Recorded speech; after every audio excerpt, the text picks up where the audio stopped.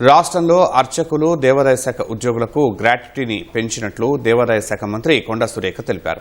అర్చక ఉద్యోగ సంక్షేమ నిధి ట్రస్ట్ ఇచ్చే గ్రాట్యుటీని 4 లక్షల రూపాయల నుంచి 8 లక్షలకు పెంచినట్లు వెల్లడించారు. ఈ మేరకు అర్చక ఉద్యోగ సంక్షేమ నిధి పథకాల పోస్టర్ను విడుదల చేసిన మంత్రి దీని ద్వారా దేవాదాయ శాఖ పరిధిలోని దాదాపు 13,700 మంది అర్చకులు ఇతర ఉద్యోగులకు లబ్ధి చేకూరుతుందన్నారు. ధూపదీప నైవేద్య అర్చకులకు మరణానంతరం చెల్లించే గ్రాట్యుటీ 20,000 నుంచి 30,000కు పెంచినట్లు చెప్పారు. అర్చకులు ఉద్యోగులకు మెడికల్ రీఎంబర్స్మెంట్, వివాహం, ఉపనయనం, గృహ నిర్మాణం, ఇళ్లు కొనుగోలు, మరమ్మతులు, చదువు కోసం ట్రస్ట్ ద్వారా ఆర్థిక సహాయం అందుతుందని మంత్రి సురేఖ స్పష్టం చేశారు. మరియు ఇతర ఉద్యోగులకు మరణించిన తర్వాత చెల్లించు రిటైర్మెంట్ గ్రాట్యుటీ గ్రాంట్ రూపంలో అంటే శాంక్షన్ ఇవ్వడం జరుగుతుందన్నట్టు.